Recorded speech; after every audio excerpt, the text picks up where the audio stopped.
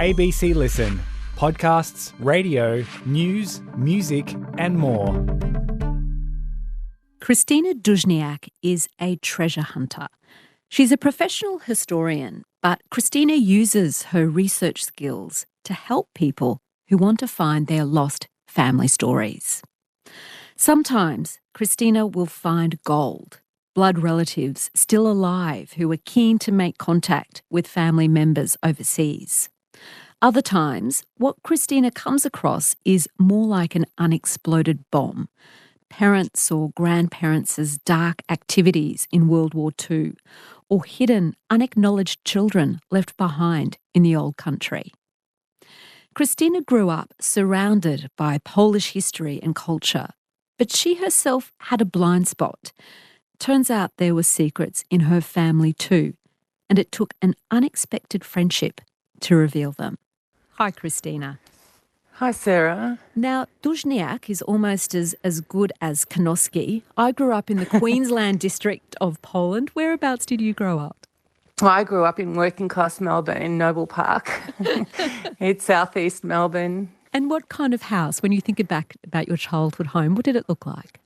It's still there, actually. It was built in the 1950s, semi-brick home that started off as a very small actual house on a very big block of land, and gradually my parents built on rooms as they needed them or could afford them. So today it has a little bungalow at the back and a few more rooms in the actual house. But everything, if you walked in there, is like stepping back in time to the 1970s or 1980s. My mother still insists on leaving things as they were, despite us trying to change her sense of decor.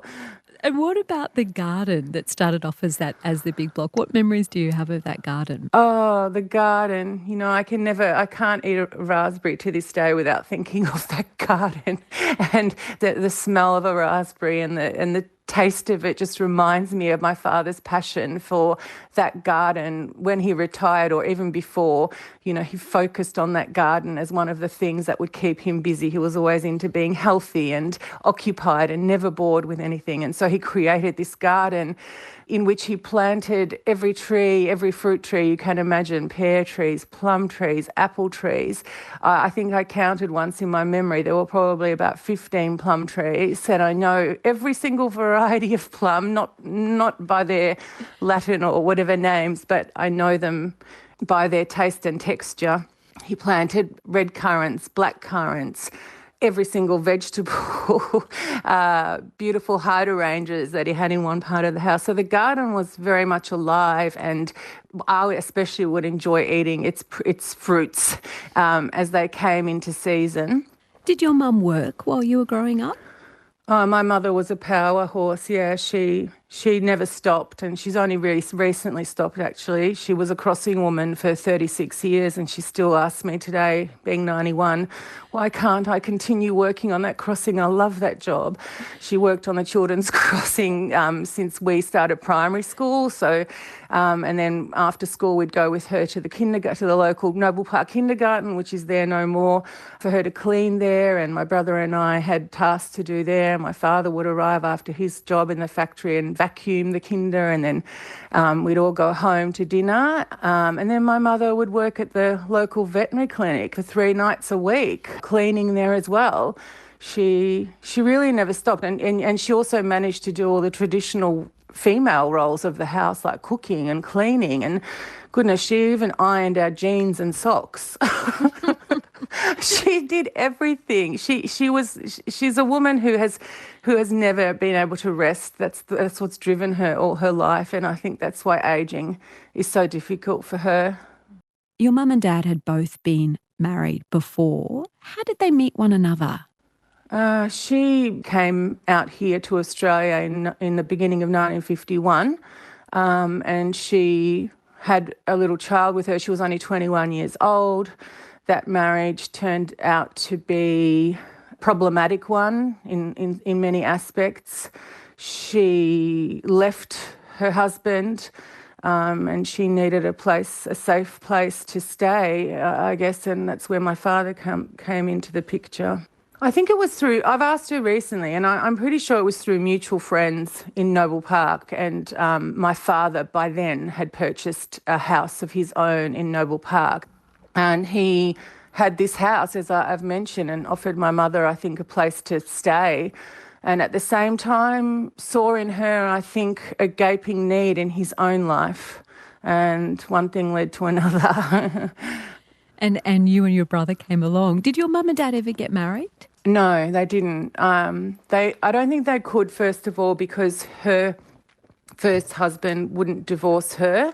So that was always problematic. It was always a great big shadow on our lives. My father told us, and my mother as well, actually, that they couldn't go to communion at church because they'd committed this terrible sin of not being married and could never really be married in the eyes of the church. So I think by the time my mother's first husband died, I don't know. They just left it. I think my father somehow came to terms with the fact that he could still be a good and religious person, which he was to the end of his days, and that God would forgive him this so-called transgression of never marrying my mother, even though he'd been loyal and good to her and she to him for over 40 years. How did your father feel about becoming a dad later in life? Oh my goodness! He was 55 when I was born. I was his first child, and it was, as I discovered later, how important. I always knew it was important to him to have children, but it was the most important thing to him at that time. Not only for selfish reasons, because I think that's why we have children, really, most of us anyway, of wanting to pass on what we know and what we are to others, but also because he had so much to give. And I'm not talking about his history, but his personal traits of being able to tell stories, of imparting his own imagination, of his love and passion for books and culture and literature and sport and walking, all the things that my father did with us while my mother was so busy working. I mean, he literally did everything with us. And even though I grew up with the knowledge that he was old, and I prayed every night because I was very religious, well, I believed in God then, fervently until I went to uni, and I prayed every night. And one of the main things I prayed for was that he not die. I was so aware of his being older, and I just begged God to give him a little bit more life, because when you're a child, I mean, 50, 60, 70 feels like it's the end of the world, really, doesn't it? Did he teach you Polish, Krystyna? Oh, yes, he never spoke a word of English with us. And I thank goodness for it now, actually. That's the reason why we both speak Polish. And I was able to use the language so thoroughly in my life. He insisted that he doesn't understand English, even though when I had English assignments, he would sit with me and help me with my homework, and his English was fine. He bought encyclopedias and he made sure he picked up, I have books of his that show me how he learnt English himself, and he was fine with the language, but he never spoke it with us and insisted that we do Polish lessons with him once a week, not in a stern way, but in a way which basically told us this is important to you, and I'm so grateful for that, really. Did he read to you Polish stories? Was that part of the way he imparted that language and that culture? Yes, absolutely. One of the books he read, which I will never forget, and I still dream about, actually, funnily enough, is In Desert and Wilderness, or W pustyni i w puszczy by Henryk Sienkiewicz. It's a classic and today very problematic, I've realised, book, because it's about a 14-year-old boy, Polish boy, and an 8-year-old English girl who are get kidnapped as hostages by a group of Arabs and forced to do an amazing trek through the deserts and jungles of Sudan, through Africa, trying to find help and escape. This story, for me, and I think my dad must have censored the worst parts where animals are killed, because he was a great animal lover too. This story is about Stash, the boy, being so valiant and helping Nell and, doing all sorts of brave and heroic things to flee their captors and so on. And this story resonates with me to this day because it fills me with this sense of adventure and romance and longing for something impossible sometimes against all odds. Where would your dad read this book to you? Where were you? Well, initially my brother and I shared a bedroom when we were very little because we didn't have the rooms in the house yet to have our own room. So my father would sit and, after making sure we said our prayers and, of course, brushed our teeth, he would sit and read with us. And if he didn't read, what we enjoyed most of all, I think, and what children do enjoy is him telling us stories that he made up. And they weren't stories of history or anything. They were just silly stories about animals and their adventures and, children and their adventures. And we loved that too. And he always said them in Polish. And those were the days before we started reading ourselves or got into other things like the CB radio and so on, which we also had in our bedrooms.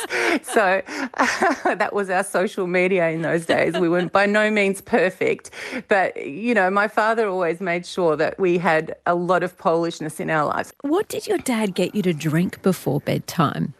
Oh my goodness! It was so I don't know. It's called siadłe mleko in Polish, and it's kind of like curdled or soured milk that you put milk in a warm spot, and I think it has to be unpasteurized milk, and it curdles and forms this hard kind of surface. And he would have a whole array of little glasses of this on the top of the fridge, which was the warmest spot in the kitchen, and every night before brushing our teeth, we would drink a glass of this. I mean, it didn't taste bad. It sounds bad.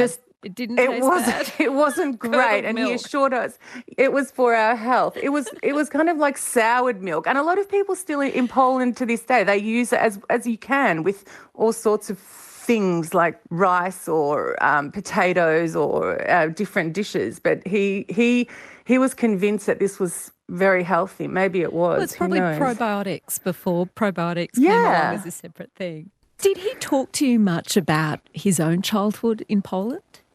Oh, yeah, a lot. He talked to us a lot about that, and he made sure that we were always conscious of our family. I mean, we couldn't help but be. In those days there were letters.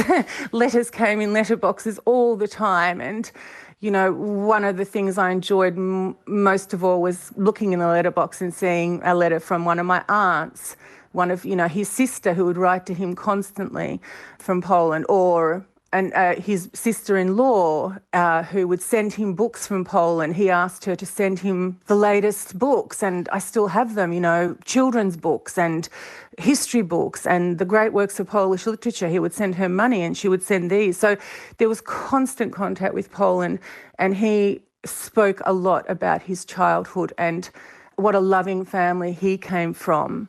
I actually named my first son Julian after my father's father, who died when my father was only 3 of typhoid after the First World War. It was Julian.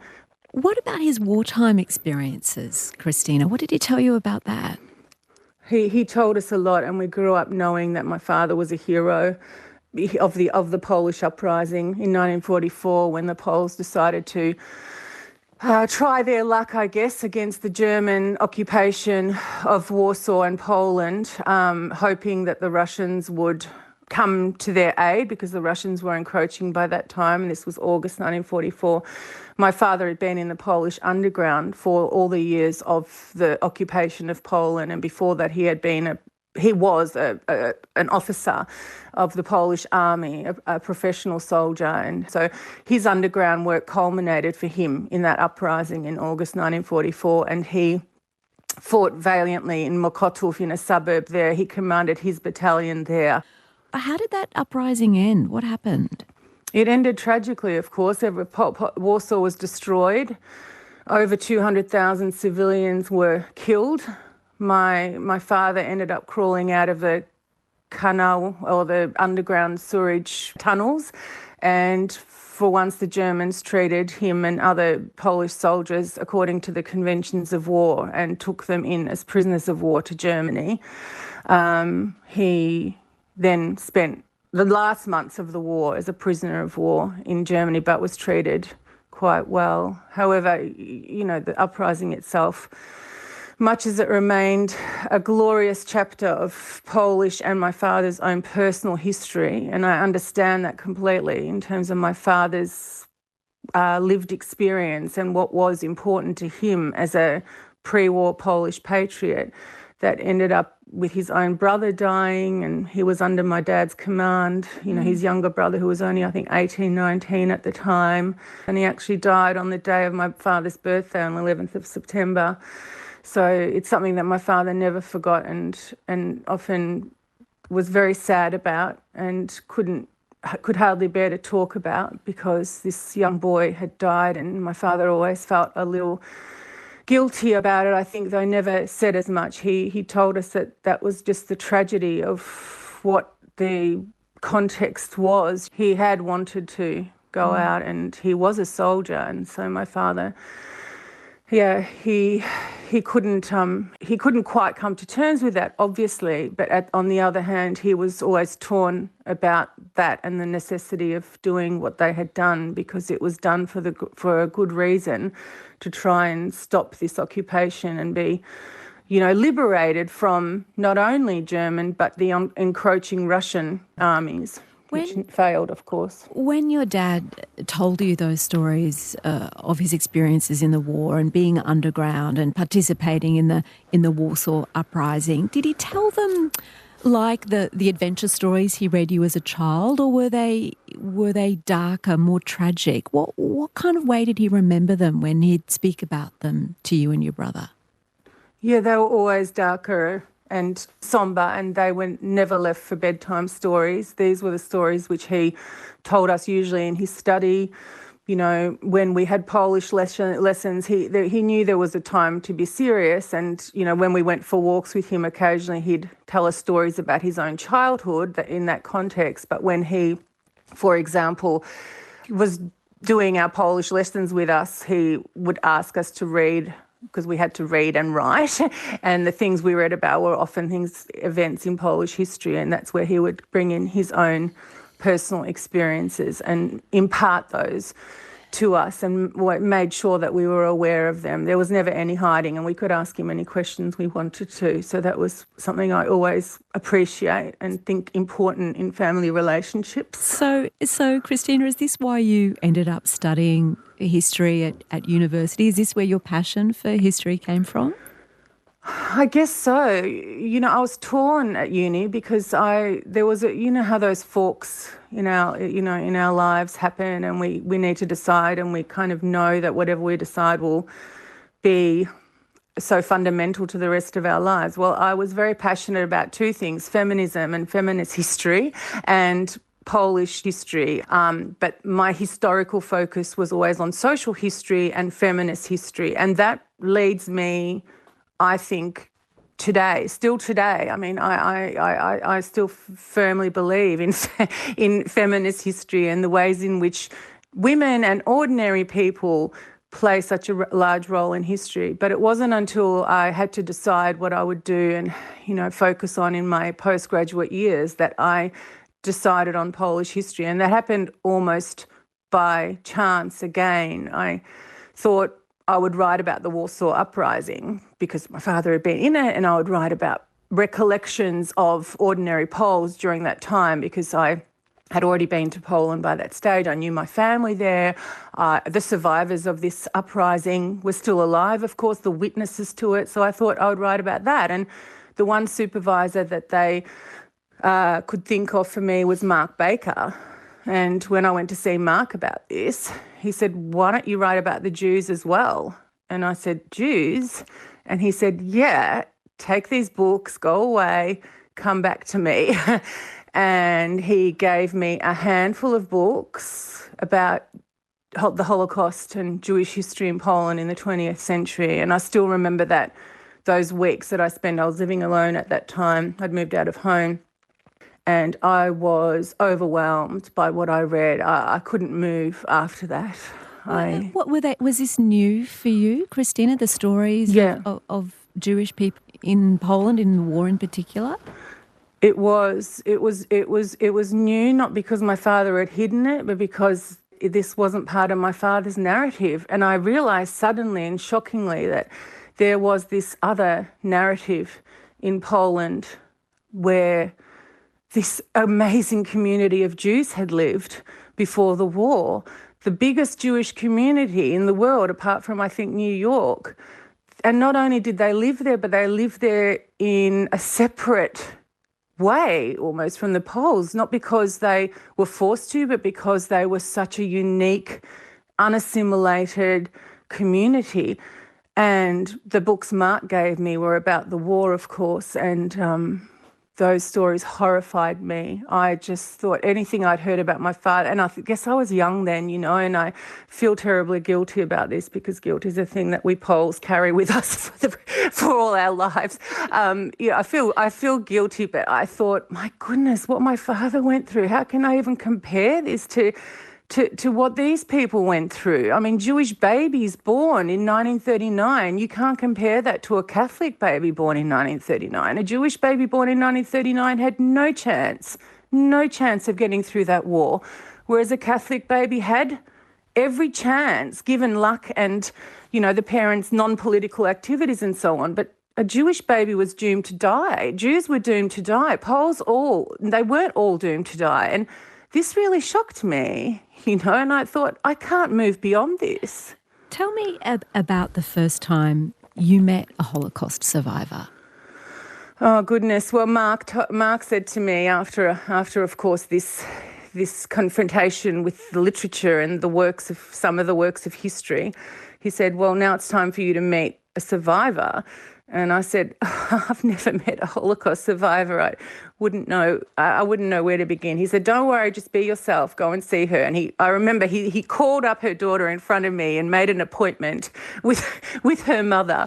And there I was in, I think, 1989, 1990, visiting Mrs. Sonia Weissenberg, a Holocaust survivor who lived on Spring Street in Melbourne in the days before high-rise apartment living were trendy. I mean, it was a trendy thing. I didn't even realise people lived in the city.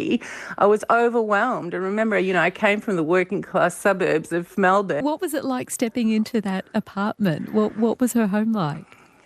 It was incredible. It was up, of course, several stories, and as soon as she opened the door, she was so welcoming and twinkly and beautiful and small, and she almost danced as she walked, and she led me straight away to, there was a mirror of course at the entrance, and then she led me straight away into the open plan lounge room where there were beautiful views of East Melbourne and St Patrick's Cathedral and the gardens, and she told me straight away, she goes, these views give me peace. They give me peace to continue every day. And I understood that. Looking out those windows, I thought, there is a sense of hope that comes from a view like this. Were you nervous? Were you shy? How did you feel? I was really nervous. As soon as I saw her, I felt at ease, but I was so nervous because he was a real life Holocaust survivor. I remember I'd grown up with Polish survivors of the war, Catholics, but I'd never met a Jewish person who had survived the Holocaust. And the Holocaust to me was and still is something which, when I say it, I don't say it lightly. It's a shocking thing, and it's a miracle to me that anyone survived the Holocaust in Poland. And there she was, and there we were, and she sat me down and gave me cakes and tea. And the first questions were, of course, about me, not her. She insisted on asking me who I was, who my parents were, what I did I have a boyfriend, what sort of... which was great for me because I'd been brought up in a family exactly like that. And so in so many ways, you know, she was so familiar because my family was like that. My family was a family where you unfortunately blurted out almost everything and talked about everything and fought about everything instead of keeping anything inside. You know, there were never any options of someone just simply being reserved and not wanting to talk about something. So she, you know, it was wonderful because she was so Polish. Did you speak in Polish to one another? Absolutely, from the very beginning. Sometimes we'd break into English, but, you know, she would, I really loved talking Polish with her and with other Holocaust survivors after her. But for her, she being my My first real contact with, and I don't want to romanticise this, and I'm sorry if it sounds like that, not at all. She became a really good friend to me, actually. What kind of friendship developed between this young Polish Catholic girl and this elderly Polish Jewish survivor? What kind of friendship developed? Yeah, it is strange, isn't it, when you think about it? But I guess because a part of me had always been kind of older than I was, like because I'd grown up with all this serious, burden of history on me, but not because I was a serious person all the time, but because I knew Polish history and I knew she felt at ease. I think she was a little bit suspicious of me at the beginning because she felt that I would just be coming into her with rote questions. But because I really loved just sitting with her and drinking tea with her and asking her about her apartment and her life and her work at the Holocaust Centre because she was a guide there, and her amazing social life and the theatre, and she, and listening to her, I realised, this woman doesn't need me. You know how some friendships are formed and you're so well aware that they're based on need, and that's nothing wrong with friendship like that. But she didn't need me at all. She had a very full life. I needed her, but I tried not to sound desperate about it. So, Krystyna, you were getting this whole other sense of Polish history through your studies and meeting Mrs. Weissenberg. Did you talk to your dad about all this? I did, and initially he didn't understand. It's not as though he was an anti-Semite. He certainly was not. But when I told him, Dad, I want to study not only the Warsaw Uprising, I actually decided that for my honours thesis, I wanted to do the Warsaw Ghetto, not the Warsaw Uprising, but the Warsaw Ghetto, where almost 500,000 Jews were incarcerated in Warsaw, and I want to talk to ordinary Poles and Jews who were witnesses to the ghetto. He said, why? Why do you want to do that? And I said, because I can no longer see Polish history without the Jews as well. And that's something that, he had to face as the years wore on. It's not that I, wanted exclusively to focus on Jewish history, but that Jewish and Polish history became one and the same thing for me, and I could not exclude one for the other. And when I went to Poland, Mrs. Weissen was the first of many survivors I spoke to. I was lucky enough to meet some Jewish survivors who had remained in Poland and who were witness to the Warsaw Ghetto. I met many Poles. I spoke to my own family, including my father, actually, about their Jewish neighbours, about his Jewish neighbours before the war. And I was told by him and his sister, oh, yes, there was actually a family, and there was a little boy there. We were friends with him. His name was Davidek. He would come and he would sneak out of the ghetto, and we would occasionally give him bread. And I said, well, I recorded everyone I spoke to, and I asked them about these. And these kinds of contacts were important to me, not because I was trying to show that Poles were like these great saviours of Jews, far from it. I just wanted to show the communications that were possible and the contacts that were possible, and to ask the question, what was the reaction of Poles, non-Jewish Poles, to the Warsaw Ghetto, and how did they help and hinder Jews? And I ended up interviewing many people, of course looking at archives as well, but I was privileged enough to interview a lot of the witnesses of this. And my father became proud of me, I guess, for my work after a few years. What led you to set up your company, Lost Histories? Well, for my PhD research, I was in Poland. I feel guilty, and I think I will until I finish that PhD. I still haven't, even though I've got all the research. Sorry, Dad. Sorry for bringing it up. No, that's okay. My father died without me being a doctor, and that's just another part of guilt, I feel. But anyway, I was doing my PhD research in Poland, and my supervisor, Mark Baker, asked me to stay on and do the research for his book about his parents.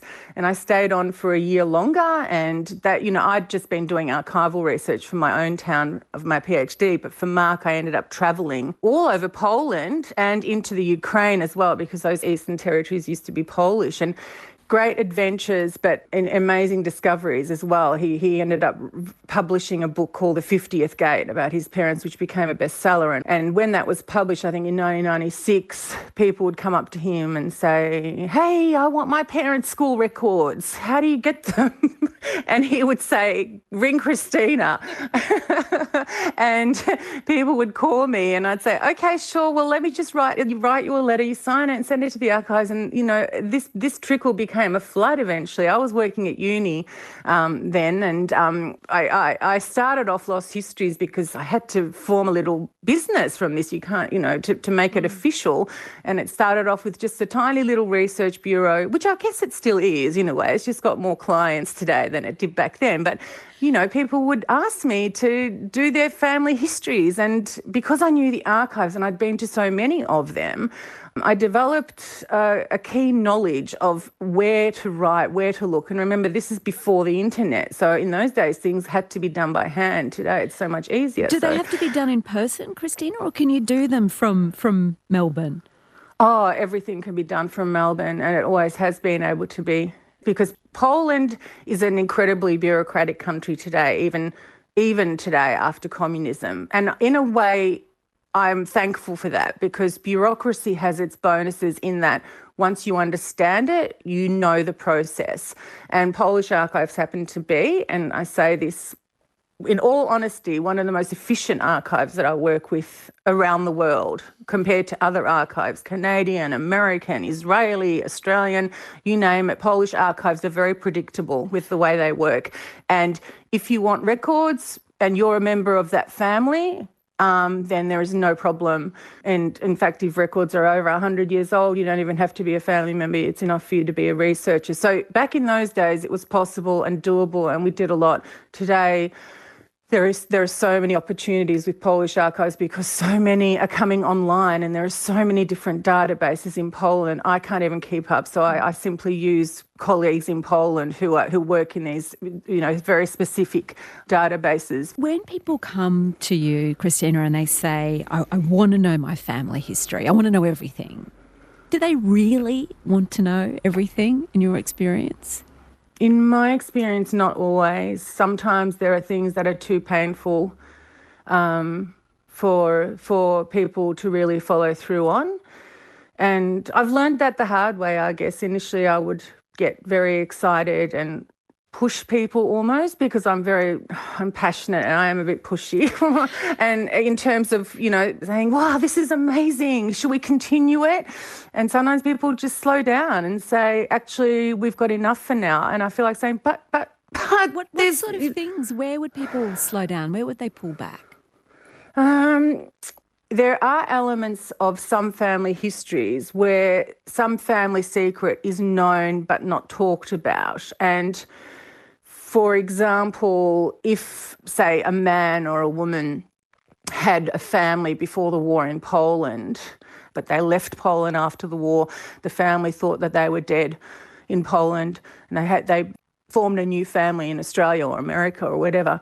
And that family has a niggling feeling that happened. But when it comes down to it, sometimes I'll get an email saying, I'd really like to get in touch with this family. And I say, are you sure? Because we've learnt the hard way to be very certain of this, because when we are able to get in touch with family and the non-Polish family overseas doesn't get in touch with them, it's incredibly hurtful. So I make sure that before we take any steps, that person is really ready to take the step of communicating, and not only communicating once, but keeping up that communication. And sometimes I get a sense that people just aren't ready for that. And not because they're lazy, but because that takes a great commitment to acknowledge that you have, say, half-siblings in Poland. Was that reasonably common, that people would leave behind a family in Poland and just start again on the other side of the world? I wouldn't say it was common, but I can now, after, however many years of doing this, I can say that I've had tens of examples of this.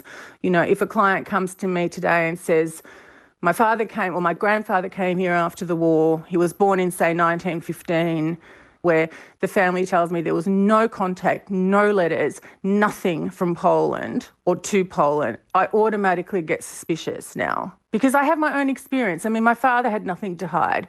People who had nothing to hide communicated with their families. Unless that family was completely wiped out and there was no one there, which is very rare for Poles, there would have been communication. So I automatically get suspicious and think that person, in not having any contact, was trying to hide something. And yes, there have been tens of cases where we find the pre-war marriage and we find the family living in Poland. Once, for example, the client, it was in a course of, citizenship research, which has a lot to do with genealogy, but genealogy is not the primary task of it, but we had to find a birth certificate of the grandfather. This was for a family in Australia, and we found a birth certificate in Poland of the grandfather who had died in Australia, and the birth certificate had a very useful piece of information, which Polish birth certificates do have on them where possible. It said, acknowledged as deceased by court order 1946. So we were stunned. It's like somebody in the family had run a court case to ask the courts to acknowledge this man as being dead because he could not be found. He disappeared during the war, and because, say, the wife wanted a pension or she wanted to remarry, or, there were war pensions paid to widows. And so there were all sorts of reasons why poor people, especially in Poland, would have wanted to acknowledge their husband as deceased, right? So they basically issue a death certificate in absentia. And I mentioned this to my family and they said, what? What do you mean? I said, this must mean that somebody ran this trial. And sure enough, we applied for those court records, and sure enough, it was his wife who was left with a few little children after the war, his children, who had needed financial support from the government, but the government wouldn't give it until she produced the death certificate for her husband who had been killed. And the family he went on to have in Australia, not being dead at all, but having a new family in Australia, had no idea about. They had no idea, and the Polish, but the family in Australia really wanted then. They became very passionate to get in touch with this family and to say, hey, we're here, you're here, he's dead. Let's communicate. Let's become a family. And we tried our best, and this is one of those cases that didn't succeed. We tried our best, but there was only one son still alive of this grandfather in Poland, and we spoke to his children. We told them the truth. We showed them documents to prove that, we weren't charlatans. This is a real thing. This was their grandfather as well. They spoke to their aging father, who was the son of this man, and he said to them, every year my mother and I lit a candle in memory of my father at the church. A mass was said for him every year. There is absolutely no way that you're going to convince me that he actually lived and wasn't in touch with us. And he didn't want anything to do with it. They tried to show him the documents. He got very upset. He's an elderly man in his 80s. We could not go any further with that. And the family wouldn't understand here. And it was one of those situations where you just have to let it be. You cannot force somebody to, and I know this, you can't force somebody to look into a history that is painful, that is potentially life-changing. Do you think personally that it's, looking at all of the families that you've worked with, that it's worth knowing the truth even when it's painful or goes against the grain of what you think you know about someone? Would you want to know? I've often thought about that, and I just think to myself, if that was my father, because my father was born in 1913 and he had every reason to have a family before the war, and I know he didn't, by the way, but if he did, and if I found that out today, it would change my entire perception and love and regard for my father. It would be everything, because he's such an honest and open and religious person, truly good and religious and humble. There is no way I could reconcile that with something that he did that was wrong in my eyes. And so sometimes I think, and I acknowledge and respect that people cannot go there. I know that in my own family, and I know that with my clients. Sometimes it works beautifully where the two sides can go there. I've had stories where the two sides have gone and met and they're still in touch today. The children of this, and this is another story of this man here and the children of the man in Poland. They've met, the man's dead. They say, here we are family, and, we can move on together, but they have to both know that. Sometimes stories are too painful, and I have countless examples of how people just don't want to go there, and I have to understand that. There is only so much that I can encourage before I realised that it's just not worth upsetting your entire worldview about a person about for some people. I would want to know, yes, but not everyone does. Have you ever been able to connect Jewish families here with people who helped their parents or grandparents back in Poland? Yes, in fact, one of the very, very early cases we had when my husband happened to be in Poland finishing his PhD research. He finished. He happened to be in Poland in the late 90s, and we did the groundwork here, and the family here had grown up knowing that their own parents were sheltered by a Polish woman in Poland in an attic. That's all that they knew about. They knew the town and so on. So they went to Poland, these two brothers, and got a few documents, but the whole miracle of this story relied on my husband, whose sheer legwork and determination in this one small town led to them uncovering not only the house and the attic where this Jewish couple were hidden, but the actual woman who hid them, who was in her 90s at the time, was still alive. And the first word when she was told that this couple of men, the sons of this couple, were there, was, "My God, now I can die in peace.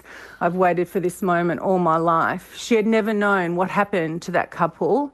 For some reason, they hadn't been in touch. And again, this is about trauma and the difficulties of going places sometimes. The Jewish couple had been 27 at the time, but they hadn't spoken about this woman in detail to their children, and their children found this woman there, and it was the most amazing experience. I heard about it, of course, on the phone in those days.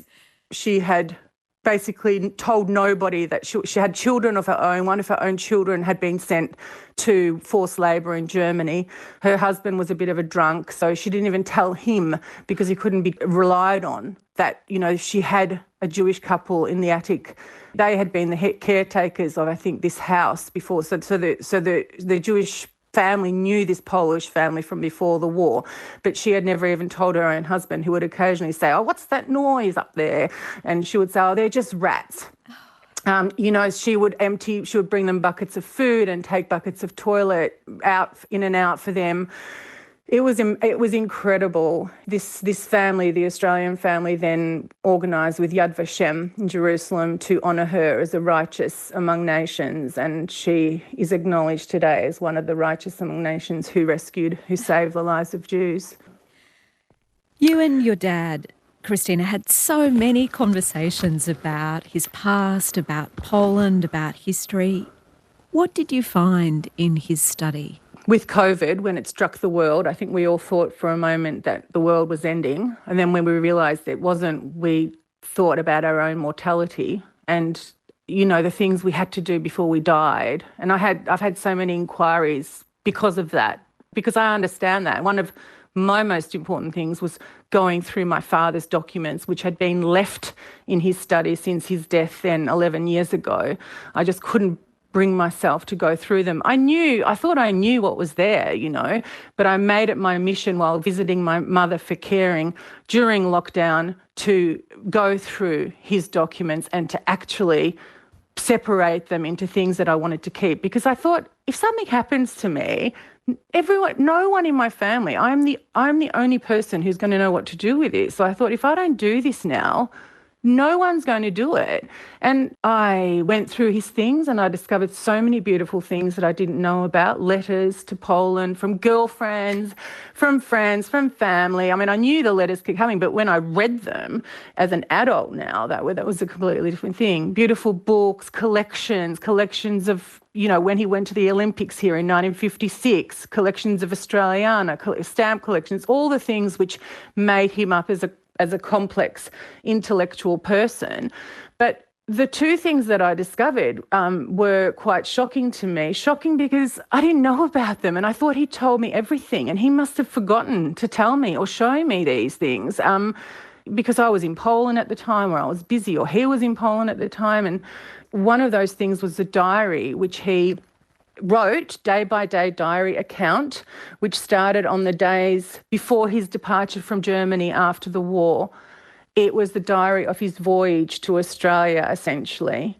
And when I say it like that, it sounds a bit boring because so many hundreds of thousands of migrants went through these voyages. And I thought initially that the diary, which was painstakingly handwritten in a very small exercise book, I've since transcribed it and translated it. I realised doing that this was much more than just a boring day-to-day account of a journey. It was it was representative for me of not only him, all his hopes and dreams and history from before and during and then after the war, but his hopes for the future of coming to this country, of having decided and being accepted as a migrant to this country, and the intricacies of what that involved in a voyage that would essentially take almost 2 months, I guess, a voyage that created an almost mythical entity of this ship called the Fair Sea. He describes it almost as if it were a living thing as it battles through the storms and enters, tropical heat and so on. And the relationships that were had on that ship that he had with the Australian officials on board and that he had with the Poles on board. As you said, your dad was an older man when he became your father. This is him as a much younger man. Did you recognise this person and their hopes and dreams and their experiences? Was it like the dad you knew, or had he become very different by the time you came along? Yeah, it was like the dad I knew when I was young, and he was young in my mind, of course, because there was so much he did with us. But I'd forgotten about this dad. He was 35 when he wrote this diary. And I hadn't really known him then, and had he shown me this or remembered to dig it out for me and show it to me, I would have loved to talk about it with him. I would have asked him things. I would have asked him questions, like questions about, in this diary, you could repeatedly ask God to allow you to go back to Poland soon, and it was over 40 years before you could go back. I mean, were you happy? Was it okay? This sounds so nostalgic and so tragic to me. You were all alone and you were going towards hope in a way, but, was it worth it? Was your life worth it? I guess these are the questions we all want to ask our deceased parents in a way, if we were close to them. What other journal did you find, Krystyna, in your dad's study last year? Yeah, one of the most shocking things for me was finding the diary. It wasn't actually a day-to-day account. It was like his overview of his marriage to his first wife. Because in this voyage diary, he intimates that he's coming to someone special in Australia. And I realised then, reading his journal about his first marriage, that he was referring to his first wife, who had come just a few months before him to Australia, but come on the proviso that they were a family group. It was almost impossible for women in those days to come as single women with children. She already had children of her own, young children, and she came with her mother and her children. And so she had come a few months before my father, and he had a failed marriage with her. We knew that. We grew up knowing that. And when I asked him why the marriage failed, he said, well, because she promised me that she wanted to have more children. That was so important to me. And then in the end, she decided she didn't want to have children. And that, in a nutshell, is true. That is why the marriage failed. But it was so much more complicated than that. And reading his account of that marriage was so eye-opening for me, because it showed him as this incredibly naive, childlike person. My father was a paradox in that way. He could recite great poems and works of literature. He wrote beautifully. He was a real intellectual on the one level, but on the other, he was incredibly naive about people. And I could see this naivety in this journal. And from the outset in this journal, I thought, what were you doing? Why did you make this decision? Especially in the light of all the love letters that I saw from his girlfriends in Poland, who were still longing and hoping that they would get together. And I thought, why did he do this? Why did he enter a marriage that seemed so doomed from the outset. So that was a real eye-opener to me, and I feel, and it's very hard for me to read that diary without tears in my eyes, because I wish he was here in front of me now and I could say to him, what did your life turn out okay? Because in a way, this journal of his first marriage continued his life in Australia for the first 10 years. So he arrived in 1949 and then he was with this woman for 10 years. And then by 1960, he was already, over 40, still no children, divorced now. It was really, really sad. And reading that, you'd think this man has no hope.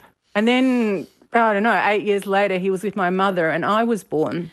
It's amazing, isn't it, that history is this thing that's by definition finished with, it's in the past, but it keeps changing, whether it's our own personal family story or whether it's the story of a country. We learn things and it changes what we understand. It's constantly shifting. It's not over with. It is, you're right. And it's so difficult to come to terms with that when someone is no longer there, because we all have questions, don't we, for those who have gone. Some of us have more pragmatic or practical questions about who was my grandfather or great-grandfather, what did you do? I knew all that, but I have so many, even though I made sure I recorded with my father and asked him lots of questions, there are now so many things that in my 50s myself I want to ask him, and which I could never have probably even thought of in my 30s. Isn't that funny? And I'll probably have different questions if luck grants that I live for another 20 years, I'll have different questions then. And I think my children will have questions of me that are different today than they will be. And so in that way, I think history is always a changing and developing and progressing thing, which I don't think it's ever possible to come to terms with in that way. Krystyna, it's been such an eye-opening conversation to have with you. Thank you so much for being my guest on Conversations. You're very welcome. Thank you, Sarah. Krystyna Duszniak was my guest on Conversations, and Krystyna is the director of Lost Histories. This episode was produced by Alice Moldovan with research by Nicola Harrison, and it was made on the lands of the Turrbal and Yagara peoples. Carmel Rooney is the executive producer of Conversations. I'm Sarah Kanoski. Thanks for listening.